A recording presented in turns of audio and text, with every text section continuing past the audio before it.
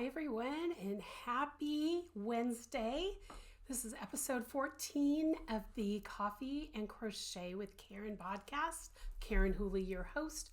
I'm so excited you're here. I apologize first off for not being here last week. We were having a massive windstorm, and even though it hadn't started flickering yet, shortly after I announced that it probably wouldn't, did have lights flicker. Never went out, but it was just enough that I was like, okay, I'm not going to record. And that windstorm lasted a couple of days, so that's why I didn't do a later recording. I was also hoping that I would have some yarn to show you, but this week I don't. But I do have some other things I want to talk about. Before we get started, I'm just here. I'm a little ill. I have something going on with my sinuses. I have had chronic sinus infections since I was in the 6th grade. So this dry weather, it's supposed to snow later today. We've been in single digits in the mornings for like 3 days now. So I record this on Tuesdays. You guys get this on Wednesdays. By Wednesday, I should have snow on the ground. We've had little light dustings that immediately melt as soon as the sun comes out, but we're supposed to have a decent amount in the next few days. So I'm trying to get this recorded and up before any of that happens. So, but the lighting in here has been really good because it's not quite so bright. I apologize for the purple in my eyes, but that's something I just can't get rid of. So let's get started with what's new. Okay, so the only thing that's new this week is that I had released last week, and I apologize to you guys, I didn't get to show you a new pattern called Pink Icing. Now, I do not have the sample in my hands, and that's because it was originally designed last year for a local yarn shop on the west side of Washington called Heart to Heart Fiber. I think it's Fiber Arts or Fiber Co. I can't remember right now off the top of my head, but I designed it for the Puget Sound the Puget Sound yarn shop tour. And she still has the sample. So I don't have the sample. I will post a picture here for you guys to see it, but I'm really excited about it.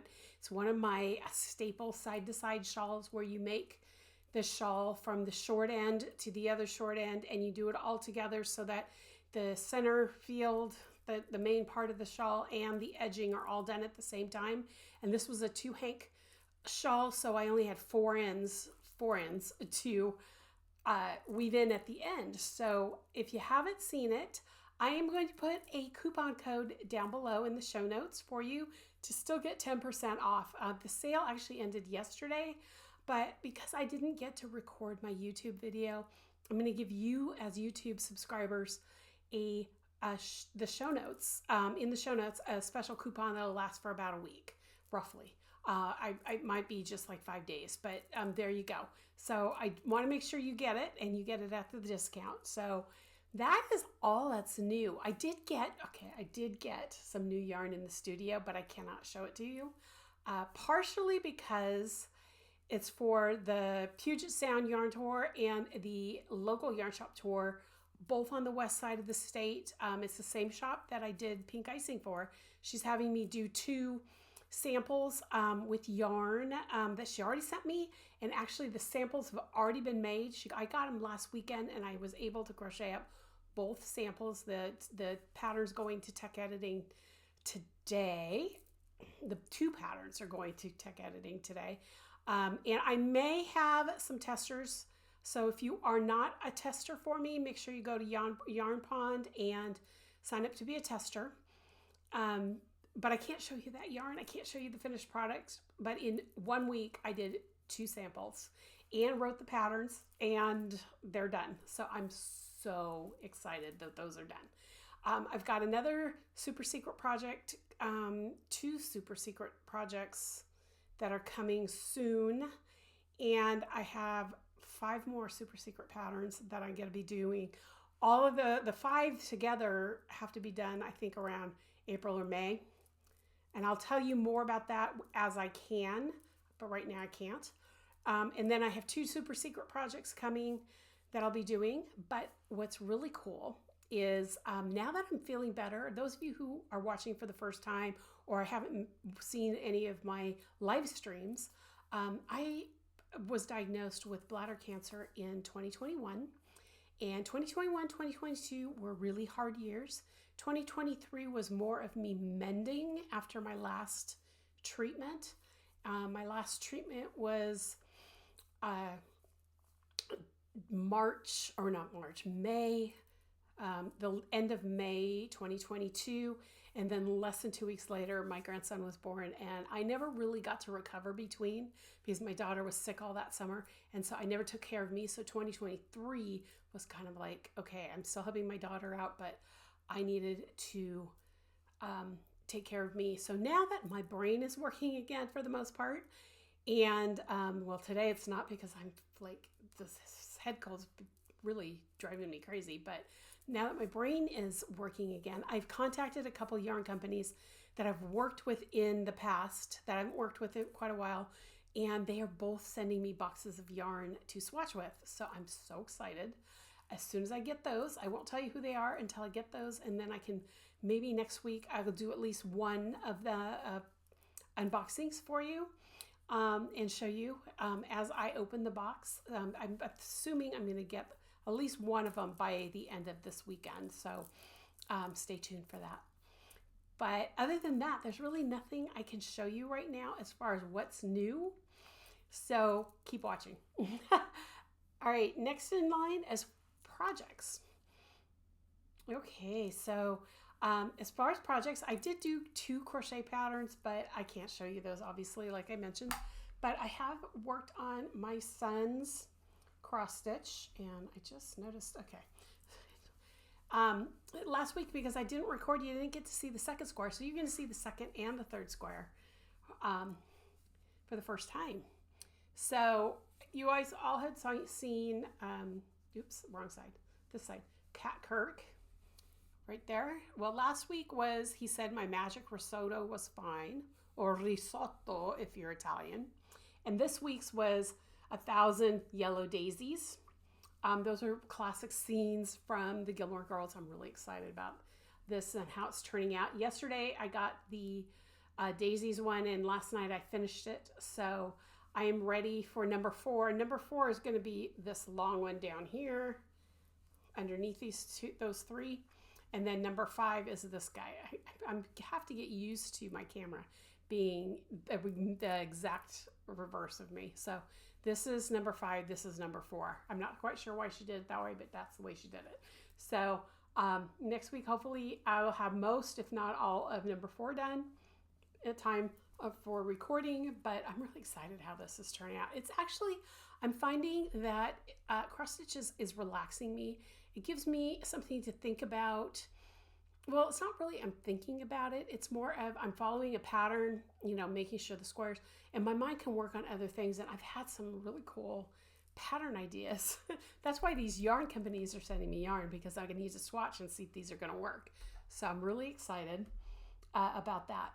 And then, like I said, I mentioned that I had been working on those 2 super secret crochet projects. So I did not pick up my sweater yet. That's going to happen this week. But I did start a sock, and it's really hard to see unless you have the light just right on it.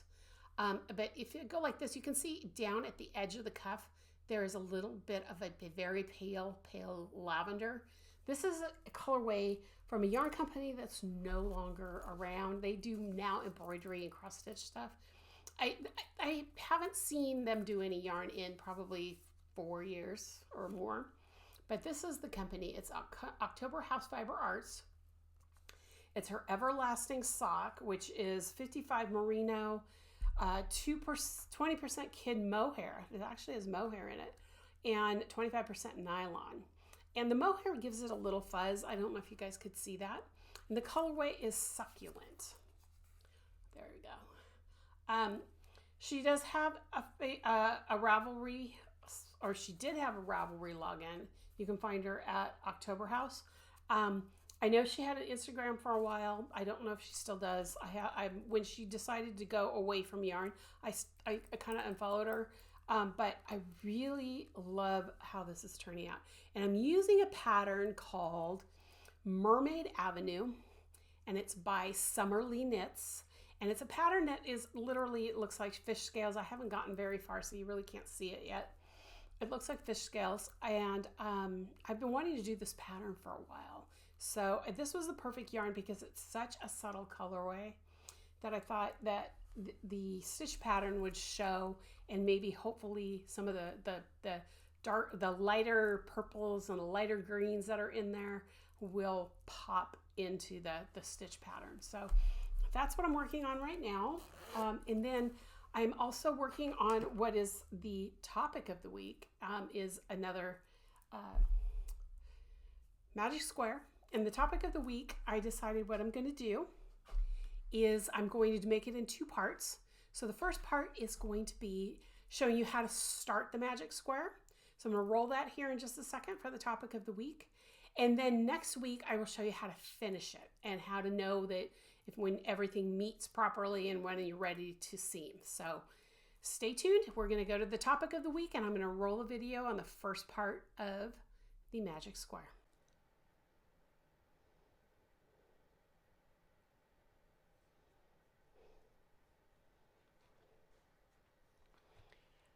Okay, so I'm going to do a coaster-sized magic square to get started. So I'm going to just chain 21. This is going to make me about a 6-inch coaster, which is about perfect for my coffee mugs and water bottles and everything.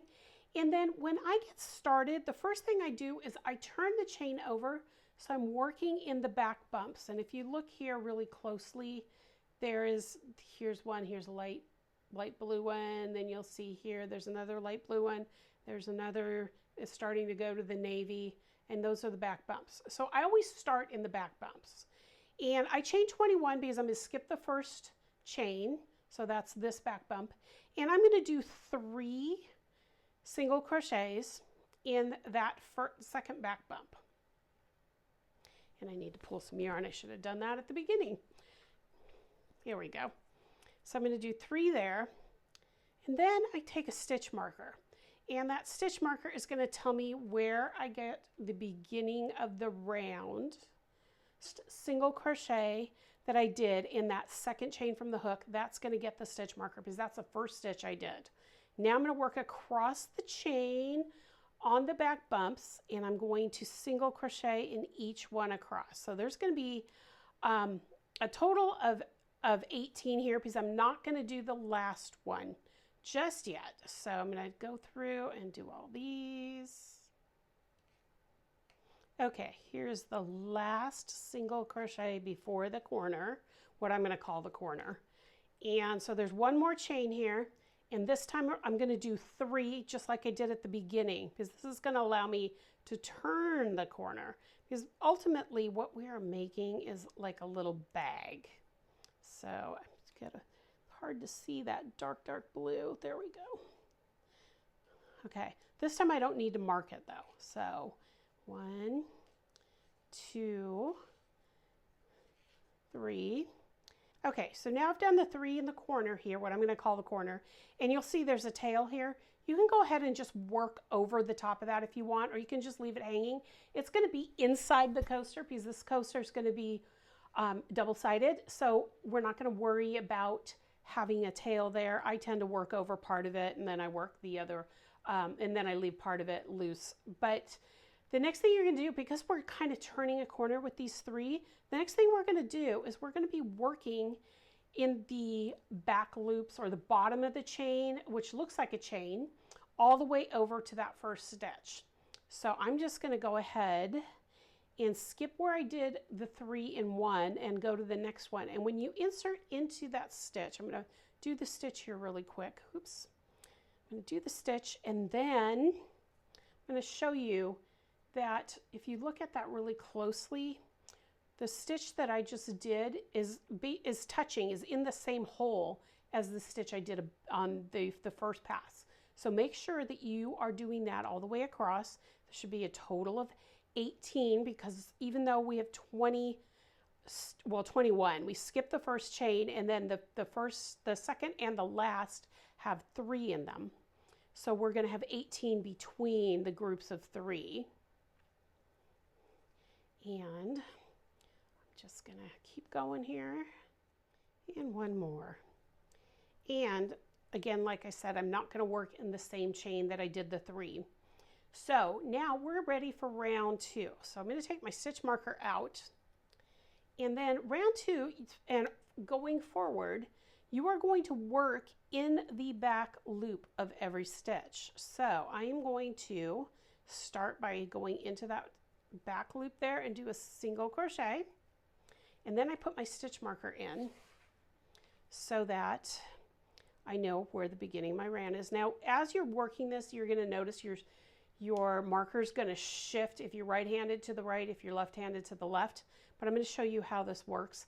So at this point, you're not going to do any more increasing. You're just going to work even, which means you're going to just go to the next stitch and work in the back loop and single crochet all the way around.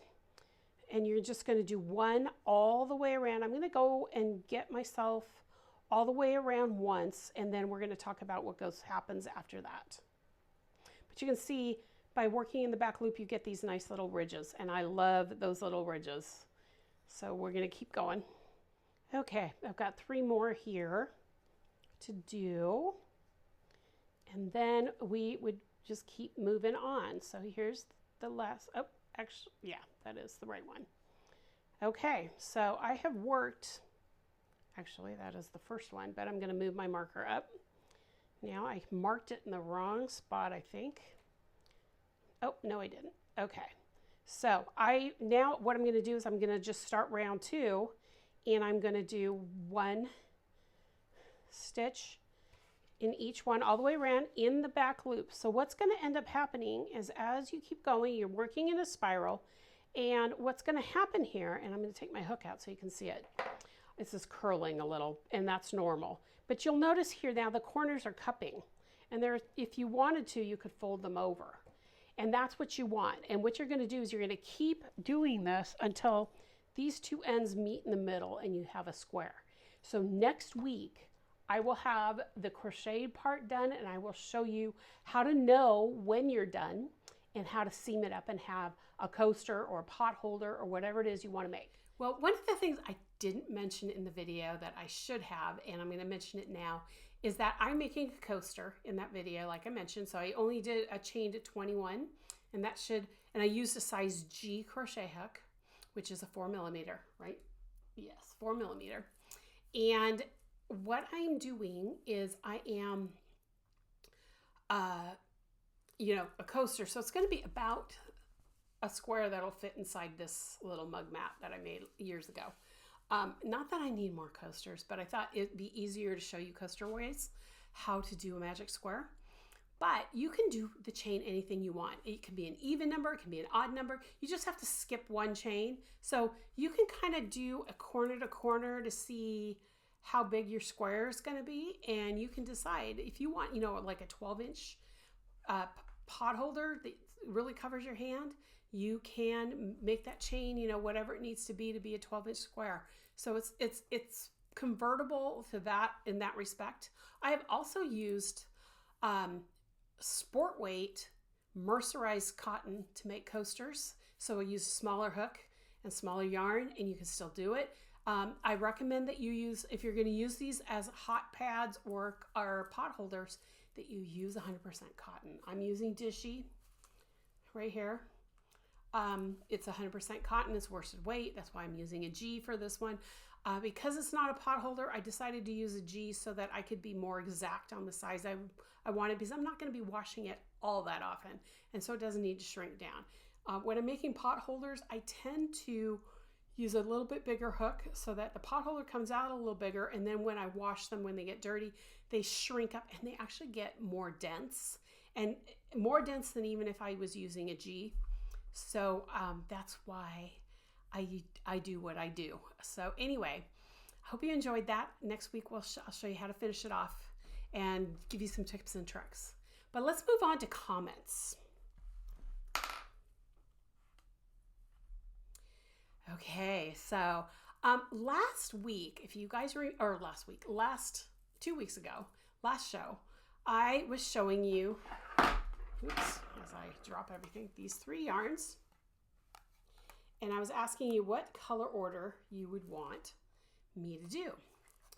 And it kind of was all over the board, but there were the 2 that actually tied was to put the pink on top, the blue in the middle, and the gold on the bottom. So we're going to do it like this. Pink on top, blue in the middle, gold on the bottom. So that's the first one. And the second one was to swap these 2 bottom ones. Keep the pink on the top, put the gold in the middle, and then the blue on the bottom. So I'm asking you guys again, which one do you like better? Do you like pink, gold, blue?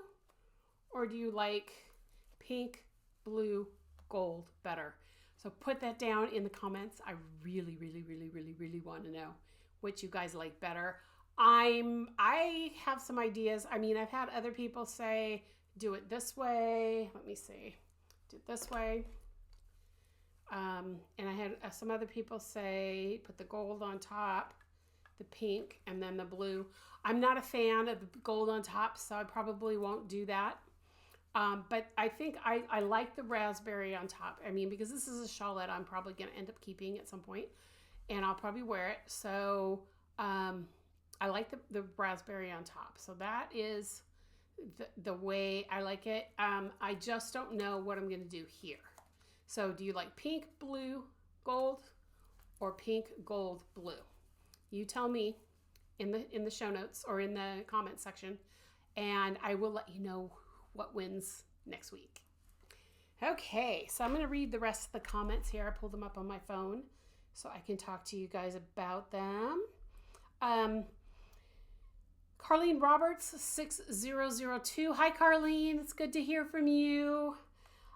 She said, I hope you had a wonderful New Year birthday. I love the and she gave me the order she liked. And then this year she's studying and meditating on memorizing on the Sermon on the Mount with Bible Project and Scripture Memory Fellowship. Father Mike is great. I will be praying for your spiritual health, business, and grief journeys. Thank you, Carlene. One of the things I talked about last time too is setting goals for the month or for the year. And actually, I should probably be a little transparent here. And in the last couple weeks, along with doing other stuff, the projects I've been working on, as I'm reading a book right now called The 12-Week Year.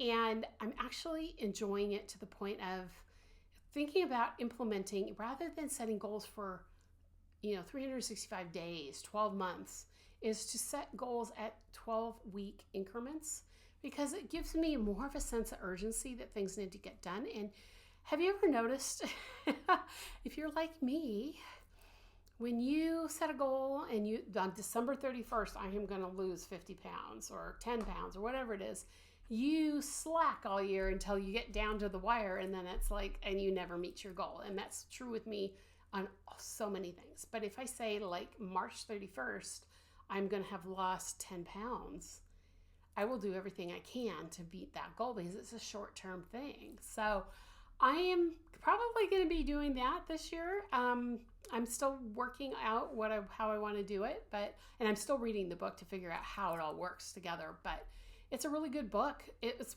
released in the early 2000s, I think, but it's still applicable to what's going on today. So if you want a really good book, it's by Brian Moran, and it's called The 12-Week Year. It's mainly a business book, but he talks about spiritual life and personal life and all of that. So there's some things you guys can chew on there too. Okay, so Francis F527 gives me her colors, tells me what she thinks would be beautiful. And then she talks about doing last year, because I had mentioned I'm doing the Bible in a year for the second time this year. And she talked about how she did it last year and the catechism. And she's talking about all the different things that she's doing this year for her spiritual life as well. She's doing a consecration and listening to Sister Faustina, Saint Faustina. If you're a Catholic, you know she had revelations of Christ and all that kind of thing. So, and she's working on, she's actually one of my testers, and she's working on a test. So she mentions that. And then she said she's also got a Fair Isle jersey to knit for her brother-in-law. So a jersey is, I believe it's a sweater. Because I hear jersey a lot, and I also hear, what's the other word? A jumper. So I'm not sure what jersey and jumper, if they are the same or different. But Frances, I'd love to know what's the difference between jersey and jumper. Okay, and she said she started a journal, and she started it. This I thought was really cool. Okay, she started a journal because when we sorted out Mom and Dad's house just before Christmas, we found a book Mom had been keeping thoughts and activities in. Us kids have been so blessed reading it that I bought all four of us one, and we've decided to document bits for our kids. I love the fact that we can speak about our faith here. I know both Mom and Dad's passing within 4 months of each other. I know that my faith has sustained me. God bless Frances. And I want this to be a safe space for everybody. I mean, if you are not a religious person, you can just skip over what I'm saying. It's not a big deal to me. However, as a Catholic Christian, I feel like I need to share that part of my life as well. So I understand that, and I'm glad that Frances feels the same way. Okay, so Yarn Witch gave me her choices. I'm not going to tell everybody. You can go and read the comments if you want to. But she gave me her choices for the colors, and she says it's hard to decide on colors. Yes, it is. Especially when you're given the colors, you don't get to pick them out. I was given these colors. Not that I don't like them, because they are beautiful together. I mean, they are absolutely stunning together. It's just hard when I don't have the vision, and when I'm picking out the colors. A lot of times I'll have the vision first, and I'll know what colors I want, and then I'll go find those colors. This is different. So that's why I'm asking for your help. Okay, and then she says, I hope you had a lovely birthday. I'm so glad your dad is planning to call you at midnight. That's so lovely. And I should just correct that and say he wasn't planning to call me at midnight. He was planning to call me the morning of my birthday, after 6 a.m. sometime. And I beat him to the punch on that because my mom stopped calling me. Oh gosh, my son is 27 years old, and it was before he was born, because my husband finally said, please tell your mom not to call us at midnight, because we were already at that point of we're not going out on New Year's, and we were already asleep when she'd call us. So I asked her to stop. And so she would usually call me early, like, 6:30, 7 o'clock, because she knew I was up with the kids. So, but my dad, the fact that he was planning to call me is huge, because he was never the one. It was always Mom. So that was such a sweet thing. It was so lovely, like she said, that he was planning to do that. Okay, so Brat's mom, which is Linda, Brat's mom 6749, says she gave me the colors and how she likes them. And she talked about how she did a Bible in a year with Dr. Taylor. So we talked about that. And then she says the first year without your mom is the hardest. The second year is better, and so on. If you dream of your mom, write it down. Later on, it will be like a nice visit. That was the advice to me from my mom's oncology nurse. Glad I followed it. In many ways, Brat's has been harder than even losing my sister. Brat is her cat, who passed away 2 or 3 years ago now, right, Linda? I can't remember how long it's been since Brat passed away. A year? No, it's got to be more than a year, because you've had Daisy for a while. But Brat's passing, it was harder than losing my sister, because Brat was with me 24/7. And my sister lived out of state. Go ahead and grieve. You need to heal. And I'm doing that, guys. I am doing that. I really, really, really am doing that. Then I have a couple people who gave me just their color choices. And Deborah Wortman, 1712. Hi, Deborah. She says, I really enjoyed your first video of 2024. Thank you. I appreciate that. I lost my mom this past July, so she'll be gone 6 months, January 21st. My mom will be gone 6 months, January 22nd. So we are like right on par. Oops, I lost my comments there. Being an only child, I was her primary caregiver for 20 years after Dad passed away. Mom had 98 beautiful years. That's so wonderful that she lived that long. And I'm grateful to have had her for 70, so I can understand what you are also experiencing. My goals for this year are many, but one that I'm excited about is to learn as much as I can about many techniques and types of crochet, which is my favorite craft. And that's awesome. That's awesome. We're going to be learning a few techniques that I have never done before as well. So you guys will be hearing about those as time goes on. In fact, there's one I've got the book already, and I'm already planning once I get a couple things done, like this shawl. I am going to start working on that particular thing. So, and then Debbie Pereira, I'm so sorry, Debbie, 95, said, glad you had a wonderful birthday. I too am a January baby, but on the 29th. That was actually, is it the 29th? The 29th is my baptism date. So January 29th. So happy early birthday.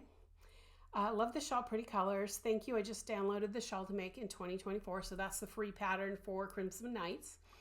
If you haven't done that, subscribe to my newsletter so that you can get that pattern. I'd shed a lot of weight over the last few years, but in the last 2, I've gained a lot back. So in 2024, I'm getting back into shape. You guys are so awesome. You not only have crochet goals, but you have personal goals to do. She's getting back into shape and washing her food and exercising.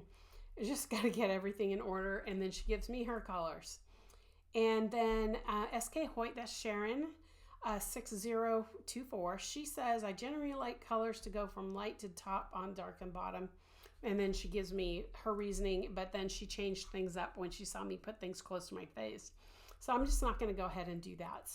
But anyway, again, if you guys have a preference, pink will be on top, but if you want the blue next and then the gold, or the gold next and then the blue is the edging. So let me know, because next week I really want to start this. So please definitely leave me comments which way you like better. Pink on top, but gold or blue in the center and the other color on the bottom. Let me know. Okay, and that's pretty much it for today. It's a little shorter than normal. There's not a whole lot going on because I couldn't share a lot with you. Next week, though, I do have a big announcement, so be sure to watch. I'm going to be doing some informational talking about this big announcement, so be watching. If you're not a subscriber to my newsletter, make sure you do that. I have it down in the show notes below, or you can just go to my website and there's a pop-up that will come up automatically, and that'll show you Crimson Nights, and you can subscribe using that as well. But anyway, I hope you guys have a wonderful, wonderful week, and I will talk to you next time. Bye now.